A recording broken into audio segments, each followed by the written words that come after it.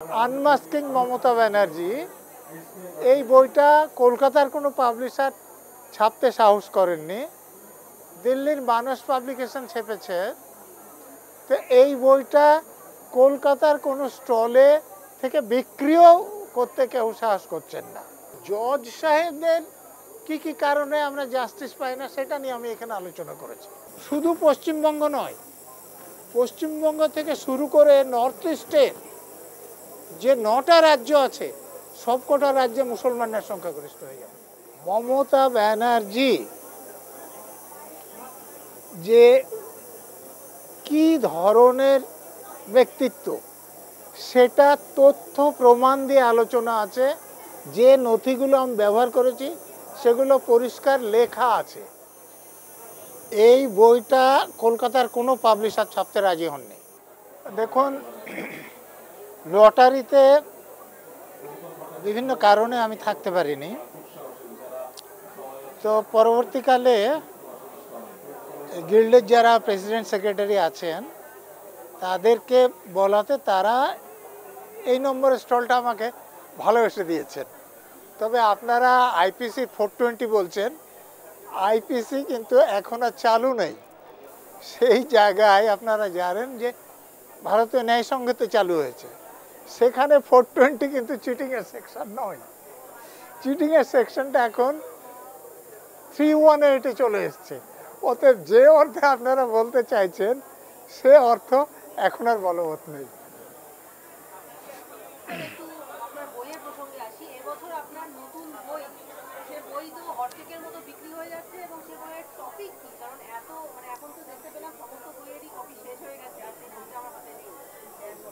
না, আমার এই বছর নতুন বই 3খানা বের হওয়ার কথা ছিল, কিন্তু পাবলিশারদের বাইন্ডারদের অশেষ দয়ায় একটা বই এসে স্টলে পৌঁছেছে, সেটা রহস্যভেদী মণিমণ্ডল ডিটেকটিভ স্টোরির। আর এবার সবথেকে গুরুত্বপূর্ণ বই যেটা বের হওয়ার কথা ছিল সেটা সব মঙ্গলবার নাগাদ পৌঁছে যাবে আশা করা হচ্ছে। সেটা হচ্ছে একটা খুব ইংরেজিতে লেখা বড় উপন্যাস, কয়েক বছর ধরে লেখা। সেটার নাম হচ্ছে অ্যাগনি অফ এ সেকুলার ইন্ডিয়ান। তো সেটা এখনো এসে পৌঁছায়নি, সোমবার অথবা মঙ্গলবারে এটা পৌঁছে যাবে। আর আমি মাঝে কিছুদিন হাসপাতালে ভর্তি হতে হয়েছিল অসুস্থতার জন্যে। তো হাসপাতালে আমার অভিজ্ঞতা নিয়েও আমি একটা বই লিখেছি, তার নাম দিয়েছি হাসপাতালে। সে বইটাও সোমবার মঙ্গলবারের মধ্যে স্টলে চলে আসবে। আর এবার আপনি হটকেকের মতো যে বই বিক্রি কথা বলছেন, সব থেকে বিক্রি হচ্ছে দুটো বইয়ের জন্য লোকে চাইছে, পাচ্ছে না। যেমন আপনাদের চোখের সামনে দেখলেন যে ট্যালেন্ট চাইছেন, ট্যালেন্ট আমার পাবলিশার দিতে পাচ্ছেন না এই মুহূর্তে, সব শেষ হয়ে গিয়েছে। সেই বইটাও মানে নতুন করে ছেপে আস্তে আস্তে 2-1 দিন লেগে যাবে, সোমবার বা মঙ্গলবারে পাওয়া যাবে। শেষ কপি শেষ হয়ে গেছে। আর একটা আনমাস্কিং মমতা ব্যানার্জি এই বইটা কলকাতার কোনো পাবলিশার ছাপতে সাহস করেননি, দিল্লির মানস পাবলিকেশন ছেপেছে। তো এই বইটা কলকাতার কোনো স্টলে থেকে বিক্রিও করতে কেউ সাহস করছেন না। ফলে কেউ একমাত্র যদি অনলাইনে আনেন, নাহলে আমার কাছে গোটা 5 কপি ছিল, আমি বইমেলায় নিয়ে এসেছিলাম, সেইটা এসে চাইছেন। আমি দেখি পাবলিশারের সঙ্গে যোগাযোগ করব যে তাদের ছাপা আছে কিনা। দিল্লি থেকে এখানে আসতেও সময় লাগে, যে কয়েকটা কপি আমাকে দিতে পারে কিনা। ওই বইটা এসে সবাই চাইছেন। আর কতকগুলো বই আছে, যেমন ধরুন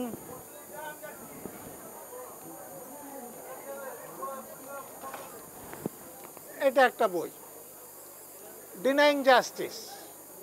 মানে আমরা কোর্টে যাই জাস্টিসের জন্যে, তো অন্য অনেক কারণে আমরা জাস্টিস পাই না, কিন্তু জজ সাহেবদের কি কি কারণে আমরা জাস্টিস পাই না সেটা নিয়ে আমি এখানে আলোচনা করেছি।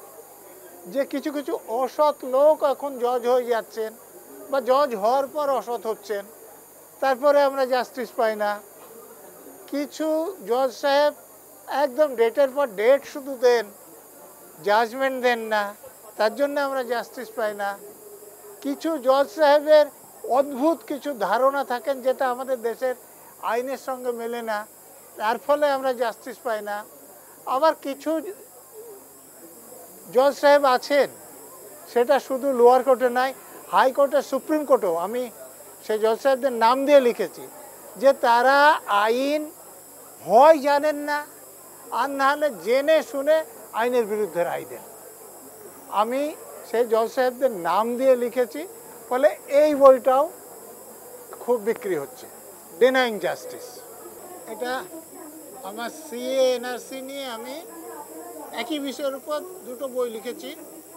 প্রথমে বাংলায় লিখেছিলাম, তারপরে কিছু লোক বাংলাতে অসুবিধা হয় তাদের অনুরোধে আমি ইংরেজিতে লিখেছি।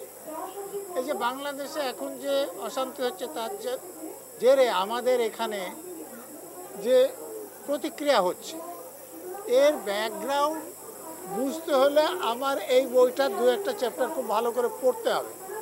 আমি এখানে দেখিয়েছি যে ধরুন যদি আজকে বাংলাদেশ ভারতের সঙ্গে যুক্ত হয়ে যায়, তাহলে শুধু পশ্চিমবঙ্গ নয়, পশ্চিমবঙ্গ থেকে শুরু করে নর্থ ইস্টের যে 9টা রাজ্য আছে, সবকটা রাজ্যে মুসলমানের সংখ্যাগরিষ্ঠ হয়ে যাবে। এবং আপনি যদি এর সঙ্গে ওড়িশা, ঝাড়খণ্ড, বিহার যোগ করেন, তাহলেও মুসলমানদের সংখ্যা প্রায় হিন্দুদের সমান হয়ে যাবে। ফলে যারা ধর্ম নিয়ে রাজনীতি করেন, যে সম্প্রদায়ের হোক, তাদের ক্ষেত্রে এটা খুবই স্পর্শকাতর বিষয়। সেটা তারা অনেক সময় মুখে প্রকাশ্যে উচ্চারণ করেন না, কিন্তু কারণটা আমার বইটা পড়লে আপনারা বুঝতে পারবেন, যার জন্য এ দুটো বইও খুব বিক্রি হচ্ছে।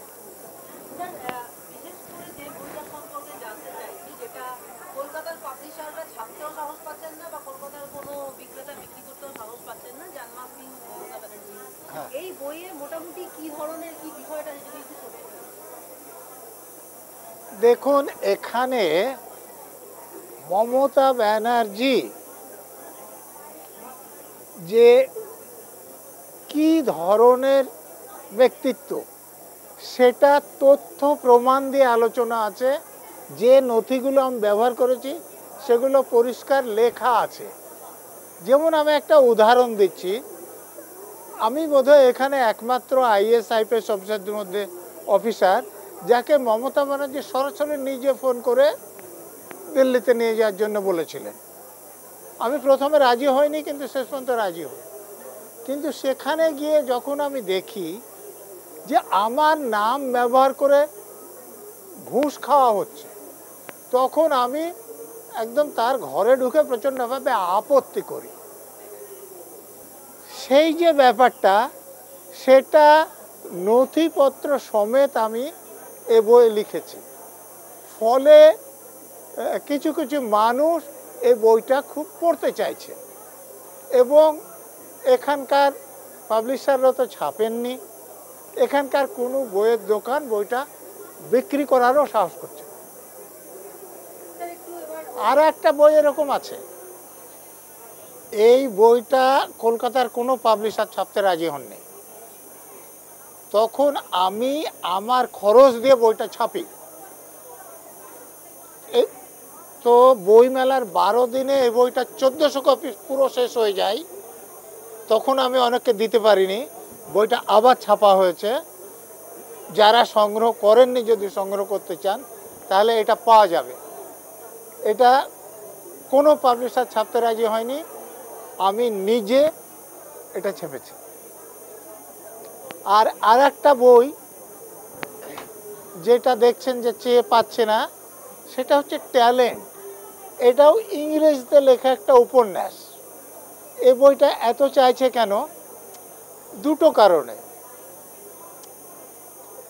একটা হচ্ছে যে একজন প্রফেসর একটা বই লিখেছিলেন, তো তিনি পাবলিশারদের ছাপার জন্য অ্যাপ্রোচও করেছিলেন, কিন্তু পাবলিশাররা সেই বইটা ছাপার উপযুক্ত মনে করেননি। পরে একজন মন্ত্রী, যে মুখ্যমন্ত্রী বই লেখা হতে আমিও বই লিখবো, ছাপবো, কিন্তু তিনি লিখতে পারেন না। তো তিনি দালাল লাগান যে একটা কপি জোগাড় করতে হবে, এবং ঘটনাচক্রে এই কপিটা জোগাড় করে মন্ত্রীর নামে ছাপা হয়।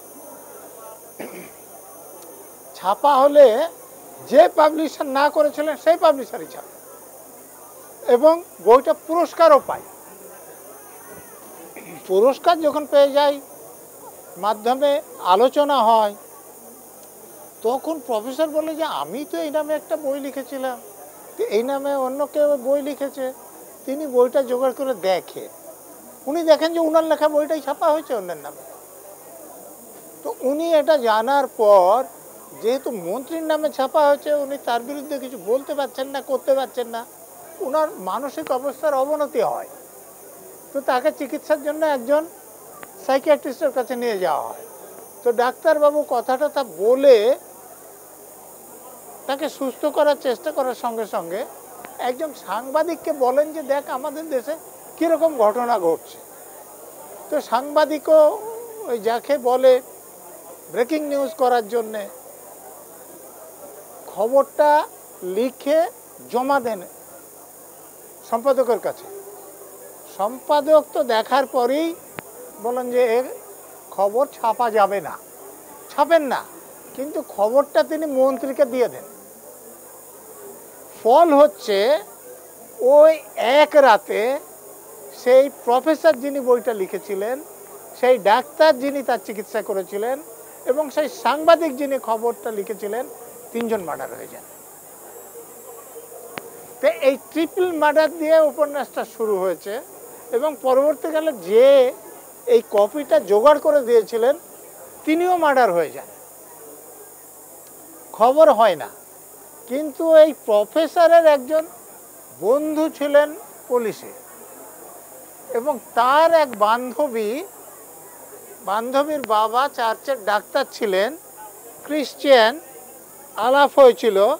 তিনি এখন ইংল্যান্ডে কেমব্রিজে ওখানে প্রফেসর, তার স্বামী বিবিসিতে কাজ করে। সেই সময় তিনি এদেশে এসেছিলেন। তো ওই পুলিশ অফিসারের কাছ থেকে ঘটনাটা জানার পর উনি বিবিসিতে জানা, এবং বিবিসি থেকে খবর হয়। বিবিসি থেকে খবর হওয়ার পর বিবিসির যিনি এখানে স্থানীয় সাংবাদিক ছিলেন, তার উপর ঝামেলা শুরু হয়ে যায়। তখন এই পুলিশ অফিসার বুঝতে পারেন যে এই যে ভদ্রমহিলা তার স্বামীকে দিয়ে খবরটা করেছেন, তার ব্যাপারটা জানাজানি হলে তাকেও খুন করে দিতে পারে। অতএব তিনি তাকে বলেন যে তোমরা দেশ ছেড়ে চলে যাও। এইটা আছে কাহিনী। পুরস্কার কি করে পায় এটা যেহেতু আলোচনা করেছি, রবীন্দ্রনাথ কিভাবে নোবেল পুরস্কার পেয়েছিলেন, যে তিনি সুইডেনের রাজকুমারকে জোড়াসাঁকোতে ডেকে আপ্যায়ন করেছিলেন।